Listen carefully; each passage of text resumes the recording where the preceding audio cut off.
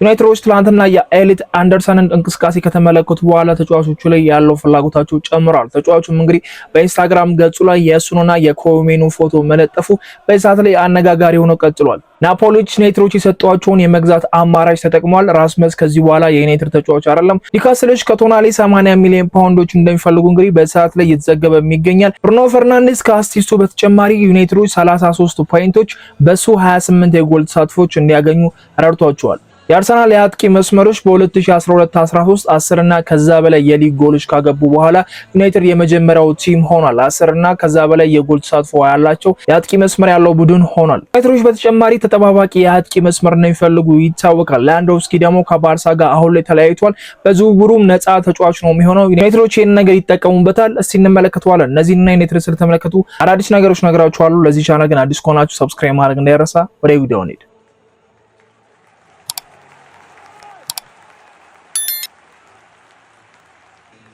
ትላንትና ትኩረትን ከሳቡ ነገሮች መሃል አንደኛው በክለባችን በጥብቅ የሚፈለገው ኤሊት አንደርሰን ያረጋው እንቅስቃሴ እና 2 አሲስቶች ማድረጉን ተከትሎ ነበር። ዩናይትዶች ለምን ተጫዋቹ እንደሚፈልጉት ጨዋታው የሚያሳይ ይመስለኛል። ተጫዋቹ ማይገኝበት ቦታ የለም። ወደ የአጥቂ መስመሮቹ ጋር ቀረብ ብሎ ይጫወታል፣ አሲስት ማድረግ ይችላል።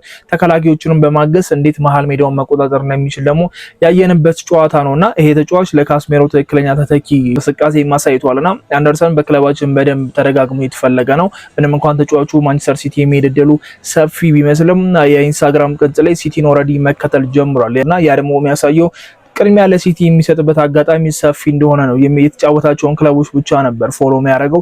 ኒውካስትልን ፎሎ ያደርጋል ያደገበትን ቤት ስለሆነ አሁን የሚጫወትበት ኖቲንጋም። ከዛ ደግሞ ማንቸስተር ሲቲን ፎሎ ማድረጉ እንግዲህ ዩናይትድ በዚህ ነገር አድቫንቴጅ እንደሌለው የሚያሳይ ነገር ይመስላልና የትኛውም ተጫዋች ማይጫወትበትን ክለብ ፎሎ የማድረግ እድሉ በጣም ጠባብ ነው። አይኖ ሴስኮ ከዚህ በፊት አርሰናልን ፎሎ ሲያደርግ እንደነበረ ሁላችንም እናውቃለን። ያው ከአርሰናል ጋር ነበር የመጀመሪያ ግንኙነታቸው። ዩናይትድ ልክ እንደ አርሰናል ሴስኮን ሲያጠና አልነበረም እና ሴስኮ ወደ አርሰናል የማምራት እድሉ ሰፊ ነበር። ቪክተር ኮሬስ ሲመጣበት ነው ሀሳቡ የተቀየረውና ምናልባት ኤደርሰንም ሲቲዎች ሌላ ተጫዋቾች የሚመለከቱ ከሆነ ሮዲ በክለቡ የሚቀይ ከሆነ ላይመለከቱት የሚችልበት አጋጣሚ ካለ የኢንስታግራም ፎሎ ማድረጉ ሲቲን ዝውውሩ ላይሳካ ይችላል ብለን መደምደም አንችልም።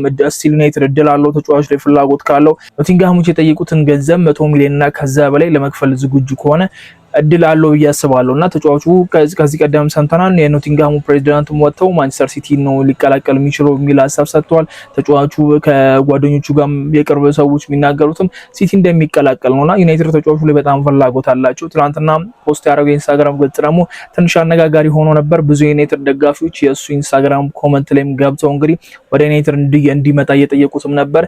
ከኮሜኑ ጋር አብሮ የተነሳውን ፎቶ እንግዲህ ፖስት አድርጎት ነበር። ኮሜኑም የልብ ቅርጽ ነገር አስቀምጦለታል። በእንግሊዝ ብሔራዊ ቡድን ሁለቱም ሲጫወቱ እናውቃቸዋለን። ብዙ የሚገርም ነገር አይደለም። ያው የዝውውር ጉዳይ ጋር ከዩናይትድ ጋር ስለተያያዘ ነው አሁን ይሄ ነገር እንደ ትልቅ ነገር ሆኖ እየተንቀሳቀሰ የሚገኘውና የሀገሩ ልጅ ነው። አንድ ላይ ተጫውተዋል። ፎቶ አንድ ላይ ፖስት ቢያደርጉም ኖርማል ነገር ነው። ግን እዛው ፎቶ ላይም አንድ ላይም የካስሜሮን ፎቶ አለና ሁለት የመሃል ሜዳ ተጫዋቾቻችንን መርጦ ነው ፖስት ያደረገው። ምናልባት ትንሽ የሆነ ፍንጭ ሊሰጥበት የሚችልበት ዩናይትዶች አሁንም እድል አላቸው ብዬ ማስበበት አጋጣሚ ነውና ከጨዋታው በኋላ ኦልድ ትራፎርድንም ለቆ ሲወጣ አንድ ደጋፊ በጁን እንገናኛለን ሲለው ነበር። የክረምቱ የዝውውር መስኮት ጁን ላይ ስለሚከፈት እንገናኛለን፣ ሲቲን እንዳትመርጥ፣ ይሄንን ክለብ ምረጥ፣ ኮንትራቱን ፈርም እያለ ሲናገረው አንድ ምስል እየተንቀሳቀሰ ነበርና see you in June, see you on June the 1st, sign the contract, Elliot, sign the contract, sign that contract, see you on June the 1st,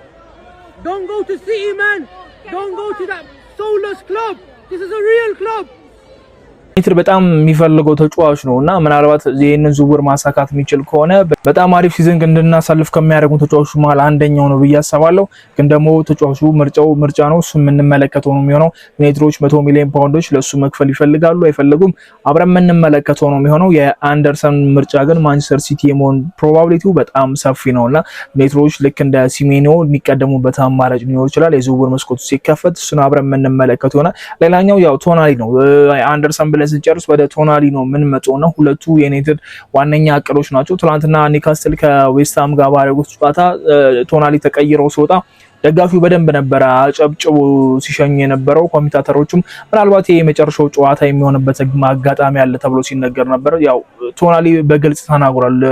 ኒውካስትል ቻምፒየንስ ሊግ እንደማይገባ ከሆነም ክለቡ መልቀቅና ይፈልግና ትላልቅ መድረኮች ላይ መጫወት እንደሚፈልግ አሳውቋል። ወደ ጣሊያን መመለስ ፍላጎቴ ነው ቢልም እንኳን ወደ ጣሊያን የመመለስ እንትኑን ሀሳቡን ቀይሮ በፕሪሚየር ሊግ መቆየት እንደሚፈልግም ባለፈው አሳውቆ ነበርና አሁን ላይ ኒውካስትሎች ከቶናሊ የሚፈልጉት የዝውውር ገንዘብ 80 ሚሊዮን ፓውንድ እንደሆነ እየተዘገበ ነው። ያንን አጓ ዩናይትዶች መክፈል እንደሚችሉ እናውቃለን። በጀታቸው ከዚህ ቀደም የሰማነው በጀት ያንን ከቨር ማድረግ እንደሚችል እናውቃለንና ተጫዋቹ አሁንም ዩናይትድን ይመርጣል ላይመርጥም የሚለው ነገር ጥያቄ ምልክት ነው። ምክንያቱም በዚህ በኩልም አርሰናል አለ። ልክ አንደርሰን ላይ ማንቸስተር ሲቲ ፍላጎት እንዳለው ሁሉ በዚህ በኩልም አርሰናል የቶናሊ ፈላጊ ነው። ግን ደግሞ አርሰናል የዚህን ያህል ጠብቆ ልክ ሲቲ አንደርሰን እንደሚፈልገው ዩናይትድ አንደርሰን እንደሚፈልገው ልክ ዩናይትድ ቶናሊ እንደሚፈልገው በተመሳሳይ ኤነርጂ አይደለም አርሰናሎች እየፈለጉት የሚገኙ ቶናሊን እና እንደ አማራጭ ነው የተመለከቱት ያሉት።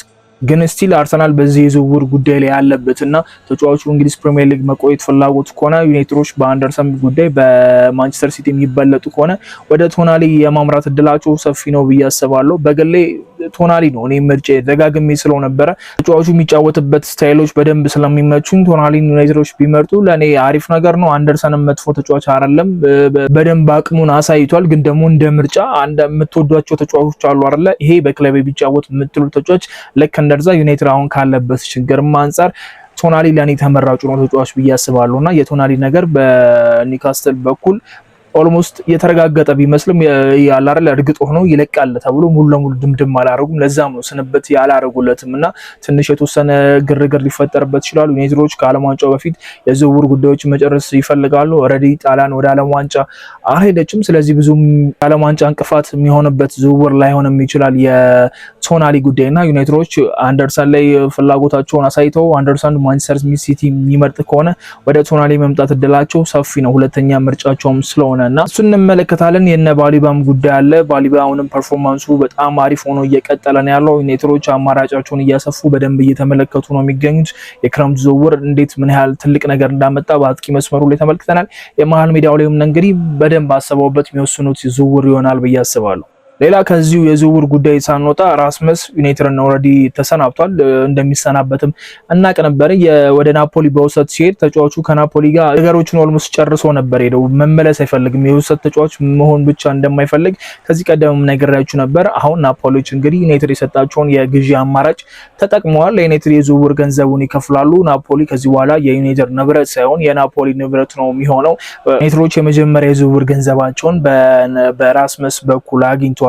ልክ የባለፈው አመት እንደተቸገርነው ተጫዋቾችን ለመሸጥ በዚህኛው የዝውውር መስኮት ይቸገራሉ ብዬ አላስብም እና ገና የዝውውር መስኮቱ ሳይከፈት ኦልሞስት አንድ ተጫዋች ጨርሰናልና ከዚህ በኋላ እነ ራሽፎርድ ይገኛሉ፣ እነ ኦናናም አሉ። እነዚህ ተጫዋቾች ደግሞ ሲሸጡ ዩናይትድ ከመደባቸው የዝውውር ገንዘቦች በተጨማሪ ሌላ ገንዘቦች የሚያገኝበት አማራጮች አሉ። ወደ ቻምፒየንስ ሊግ ማለፉን ተከትሎ ከፍተኛ ገንዘብ እንደሚወጣ በመሃል ሜዳውም በሌሎች የመጨረሻ ስፍራዎች ላይ ሌሎች ተጫዋቾች እንደሚያስፈርም እናውቃለንና ራስመስ የመጀመሪያው በዩናይትድ የተሸጠ ተጫዋች ሆኗል ብለን መናገር እንችላለን። ያው የአጥቂ መስመራችን አሁን ላይ ሴስኮ ጥሩ ፐርፎርም እያደረገ ነው። ምንም እንኳን እነዚህን ሁለት ጨዋታዎች የሰንደርላንድ እና የኖቲንግሃሙን ጨዋታ ባያደረጉም በጉዳት ጥሩ የሚባል እንቅስቃሴ በማይክል ካሪክ ስር ማድረግ ችሏል። አቅም እንዳለና አሳይቷል። በፕሪሚየር ሊጉ 11 ጎሎችን አስቆጥሯል። በዩናይትድ ቤት ከፍተኛ ጎል አስቆጣሪውም ነውና ሴስኮ ፐርፎርም ማድረግ እንደሚችል አሳይቷል። ግን ደግሞ ሴስኮ በእንደዚህ አጋጣሚ ጉዳት በሚያጋጥምበት ታይም ባካፕ ስትራይከር የለንም እና ባካፕ ስትራይከር ዩናይትዶች እንደሚፈልጉ በጣም ግልጽ ነበር። የአጥቂ መስመራችን ጥሩ ሆኖ ሳለ ግን ደግሞ ተቀያሪ 9 ቁጥር የለንም። ዝርክዚ 9 ቁጥር እንዳልሆነ ደጋግመን ስናወራው የነበረው ነገር ነው። የትላንትናውን ፐርፎርማንስ ዩናይትድ ይሄንን ተጫዋች በቃ መልቀቅ ነው ያለበት የሚያስብል ፐርፎርማንስ ነው ያሳየውና ዩናይትዶች ለሴስኮም ልምድ ሊሰጠው የሚችል ሴስኮ ባልኖረባቸው 2-3 ጨዋታዎች እንኳን ሴስኮን ተክቶ ገብቶ ጎል ማስቆጠር የሚችል አጥቂ 9 ቁጥር ያስፈልገዋልና ከዚህ ቀደም ዩናይትዶች ሃሪኬን በክረምት የዝውውር መስኮት ከባየር ሙኒክ ጋር የሚለያይ ከሆነ አይናቸውን ሳያሹ ተጫዋቹን ያስፈርሙታል የሚሉ ዜናዎች በርከት ብለው እንደወጡ እንግዲህ እናውቃለንና የሃሪኬን ፍላጎታቸው አለ። ግን ሃሪኬን በክረምት የዝውውር መስኮት የሚለቅም አይመስልምና አሁን ላይ ደግሞ ሌላ ትልቅ አጥቂ ላንዶቭስኪ ከባርሳ ጋር ተለያይቷል። ይሄንን አጥቂ ማምጣት ለዩናይትድ ቋሚ አጥቂም ሳይሆን ልክ እንደ ባካፕ ስትራይከር ነው። ሴስኮ ተቀይሮ ሲወጣ እንኳን ላንዶቭስኪ ምን ያህል ልምድ እንዳለው እናውቃለን። ጎሎችን ማስቆጠር እንደሚችል እናውቃለን።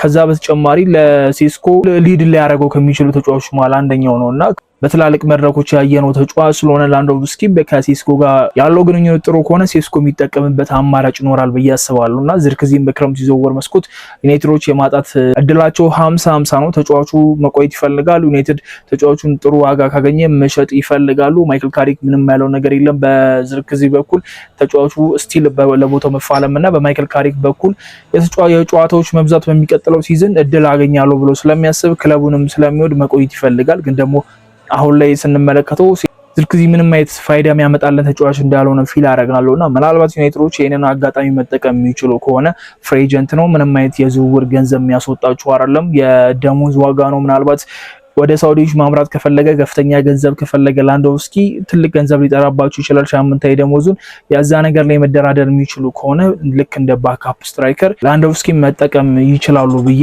አምናለሁ። ሌላው የአጥቂ መስመራችን እንግዲህ ትላንትና ኩኛም ሆነም በሞ ጎል ማስቆጠራቸውን ተከትለው 10-10 እና ሴስኮም ደግሞ 11 ጎሎች መሆኑን ተከትለው ሶስቱም 10 እና ከዛ በላይ የሊግ ጎል ኖሯቸዋልና ይሄ ከዩናይትድ በጣም ትልቅ ነገር ነው። ዩናይትድ ምን ያህል ኢንቨስት እንዳደረገባቸው እናውቃለን። ዩናይትድ በአጥቂ መስመሩ እንዴት ሲቸገር እንደነበረ እናውቃለን። ጎል ሳያስቆጥር የወጣበት የሰንደርላንዱ ጨዋታ ነው። ለተከታታይ 23 ጌሞች እንግዲህ ጎል ስናስቆጥር ነበርና ከነዚህ ሰዎች ጎል እያገኘን ነበር፣ የማሸነፊያ ጎል፣ የአቻነት ጎል እያገኘን ነበር። ብሩኖ ፈርናንዴዝ ብዙ ቻንስ ክሬት እያደረገላቸው እንደዚህ ደግሞ 20 የፕሪሚየር ሊግ አሲስትም እንዲያገኝ ካደረጉ ተጫዋቾች ማለት እነዚህ ናቸውና የክረምት ዝውውሩ በጣም ትልቅ የሚባል ነገር አምጥቶልናል። በሊጉ ለመጨረሻ ጊዜ ይህንን ነገር ማድረግ የቻሉት አርሰናሎች ናቸው። 2012-13 እነ ጂሩ ናቸው 10 እና ከዛ በላይ የፕሪሚየር ሊግ ጎል ማስቆጠር ይችላሉና አሁን ከ13 ዓመት በኋላ እንግዲህ ዩናይትዶች እነዚህ ሶስት የአጥቂ መስመር ተጫዋቾች እንግዲህ ጎል ማስቆጠር ችለውለታልና ለዩናይትድ በጣም ትልቅ ነገር ነው። ኩኛ በሊጉ እንግዲህ ለሶስት ተከታታይ ዓመታት 10 እና ከዛ በላይ ጎል ማስቆጠር የቻለ ተጫዋች ነው። ሶስቱን የውድድር ዘመናት እንደዛ አይነት ጎሎች ማስቆጠር የቻሉት 4 ተጫዋቾች ብቻ ናቸው፣ ሃላንድ፣ ዋትኪንስ እና ማቴታ ናቸው። እነዚህ ሶስቱን ስንመለከት ደንበኛ 9 ቁጥር ናቸው። ኩኛ 9 ቁጥር እንዳልሆነ እናውቃለንና ዩናይትድ አሁንም ቢሆን ፊልም ማድረግ ይችላል ከነዚህ ሰዎች ጎል ማግኘት እንደሚችል 10 እና ከዛ በላይ ማግኘት እንደሚችል በሚቀጥለው ሲዝን ይተማመናልና ቢያንስ 30 ጎል ኖሮ ነው በሚቀጥለው ሲዝን ምን ጀምረውና ይሄ ለዩናይትድ በጣም አሪፍ ነው። የመጀመሪያ ሲዝናቸው ነው። በመጀመሪያ ሲዝናቸው ቡድኑን ተላምደው እንደዚህ ጎል ማስቆጠር መቻላቸው ሴስኮ ምን ያህል ተቸግሮ እንደነበረና ካሪክ ከመጣ በኋላ ጎል ማስቆጠር እንደሚችል ተመልክተናል። በአጭር ጊዜ ውስጥ ነው እነሱንም በልጦ እንግዲህ እዚህ የደረሰውና በሚቀጥለው ሲዝን ደግሞ ጥሩ የሚባል ሞመንቶች ከጥሩ ተጫዋቾች ጋር ከብሩኖ ፈርናንዴስ ቻንስ ክሬት ከብሩኖ ፈርናንዴስ አሲስት ጋር እንግዲህ ከዚህ በላይ ጎሎችን ማስቆጠር እንደሚችሉ አምናለሁ። ሌላው ብሩኖ ፈርናንዴዝ እንግዲህ ለዩናይትድ በዚህ አመት 33 የሚሆኑ ነጥቦችን ከብሩኖ ፈርናንዴዝ ያገኘ ነው። 28 የጎል ተሳትፎ አለው። ከ20 አሲስቶቹና ከ8 ጎሎች እንግዲህ ከብሩኖ ፈርናንዴዝ 33 ፖይንት ማግኘት ይችላል። ይሄ በጣም ትልቅ ነገር ነው። አሁን ዩናይትድ 68 ፖይንት ነው ያለውና ኦልሞስት ወደ ግማሽ የሚጠጋውን ፖይንት ያገኘ ነው በብሩኖ ፈርናንዴዝ ነው። የተጫዋች ምን ያህል ትልቅ እንደሆነ እናውቃለን። በሊጉ እንግዲህ 4 ተጫዋቾች ብቻ ናቸው ከፍተኛ ቻንስ ክሬት በማድረግ አሁን ላይ ከነሱ ጋር አራተኛው ተጫዋች ሆኗል። በላምፓርድ ይበለጣል፣ በኬቪን ደብሩይን ይበለጣል፣ በኦዚል ይበለጣልና እነዚህ 3 ተጫዋቾች ብቻ ናቸው የሚበልጡት። ቢግ ቻንስ ክሬት በማድረግም እንግዲህ ከኬቪን ደብሩይን ጋር ኦልሞስት 32 33 ናቸው። ምናልባት ብራይተኑ ጨዋታ ለብሩኖ የተወሰነ ሪኮርዶች የሚያሻሽልበት የአሲስት ሪኮርዱ የሚሰብርበት አጋጣሚ ይሆናል ተብሎ ይጠበቃልና ቡድናችን በጣም ትልቅ መሻሻል ላይ እንደሆነ በፊት ለፊት መስመሩ የሚያሳይ ነገር ነው። የመሃል ሜዳው ደግሞ ጠንከር ብሎ ከዛ ተከላካዮቻችንም ከጉዳት ነፃ ሆነው ሲጫወቱ የተሻለ ሲዝን የምናሳልፍበት የዋንጫ ሲዝን የምናሳልፍበት ይሆናል ብዬ አስባለሁ። እነግሌ ከግማሽ ዓመት በኋላ አሪፍ ሲዝን የሚባል አሳልፈናል። ከዩናይትድ የምንፈልገው ነገር አመቱ ሲጀመር ጥሩ መጫወት ከዛ ደግሞ ቻምፒየንስ ሊግ መሳተፍ ነበረ። ባለቀ ሰዓትም ቢሆን ጥሩ ተጫውተናል። ትላልቅ ቲሞችን ማሸነፍ ችለናል። ወደ ቻምፒየንስ ሊጉም ተመልሰናል። 3ኛ ደረጃ ሆነን ማጠናከልና ዩናይትድ ፈርጉሰን ከለቀቁ በኋላ 70 ፖይንቶችን ይዞ ያጠናቀቀው 3 የውድድር ዘመናትን ነው በጆዜ ሞሪኖ። ከዛ በኋላ ኤሪክ ቴን ሃግ አለ፣ ኦሌ ጉናር ሶልሼር አለና አሁን ማይክል ካሪክ እድል አለው የብራይተኑን ጨዋታ ማሸነፍ የሚችል ከሆነ 71 ፖይንት የመድረስ እድል አለውና ምናልባት እሱ ማሳካት ይችላል ብዬ አስባለሁና ያ ትልቅ ነገር ነው። ትልቅ መነቃቃት ነው የሚፈጥረው። ፈጥረው ፖይንቶችን መሰብሰብ ከባለፈው አመት ተሽሎ መገኘት በጎልም በነጥብም በደረጃም ለዩናይትድ ትልቅ ነገር ነው። የነ ኤሊት አንደርሰን የነ ሶላኒ ጉዳይ ደግሞ ለዩናይትዶች በጣም ትልቅ ነገር ነው። የመሃል ሜዳውን ለማጠናቀር በዚህ የክረምት ዝውውር ይሰሩበታል ተብሎ ይጠበቃል። የነ ላንዶቭስኪ ነፃ መሆን ደግሞ ለዩናይትዶች ለሲስኮ ተቀያሪ የሚሆን አጥቂ እንደሚፈልጉ እናውቃለን። ያንን እድል ይጠቀሙበታል። ያው ለቤንች ተጫዋች ነው የሚፈልጉት። ያው ሲስኮን እንደ 9 ቁጥር ቋሚ ስለሚጠቀሙት ላንዶቭስኪን ቢያመጡት ይጎዳሉ ብዬ አላስብም። ከእድሜው አንፃር አይኖ ሊጉ ላይ ትንሽ ፐርፎርም ሊያደርግ አይችልም ምናምን፣ ነገር ግን ላንዶቭስኪ የምንጠብቀው ፐርፎርም እንዲያደርግ ልክ እንደነ ሲስኮ ልክ እንደነ ኩኛ 10 እና ከዛ በላይ ጎሎችን ለምን አላገባም ብለን እንድንጠይቅ ሳይሆን ሲስኮ በእነዚህ አጋጣሚዎች በማይኖርበት ሰዓት በፎልስ ናይን ከምንጫወትበት አጋጣሚዎች ውጪ አጥቂ የሚያስፈልገን አጋጣሚዎች ከዛ ሲስኮንም ደግሞ ልምድ ሊሰጠው የሚችል አጥቂ ያስፈልገናል። ብሩኖ ፈርናንዴዝ በተወሰነ መልኩ ከሱ ኮኔክሽን ሲኖረው ሲስኮ ምን ያህል ወደ ጎል አግቢነት እንደተቀየረ እናውቃለን። ከዛ ደግሞ ፊኒሺንጉን ማሳመር የሚችል ከነዚህ ከትላልቅ ተጫዋቾች ደግሞ መማር ሲችል የተወሰነ ለውጥ ያመጣል ብዬ አስባለሁ። ዩናይትዶች የላንዶቭስኪን ነገር ያጤኑበታል ብዬ ተስፋ አደርጋለሁ። የሳውዲ ዝውውሮች ካልቀደሙት በስተቀር እስቲ አዳዲስ ዜናዎች ደግሞ ሲሰሙ ሼር ማድረጋችሁ ነው የሚሆነው። ለዚህ ቻናል ግን አዲስ ከሆናችሁ ሰብስክራይብ ማድረግ እንዳይረሳ። በሚቀጥለው ቪዲዮ እስከምንገናኝ ይመቻችሁ። ቻው።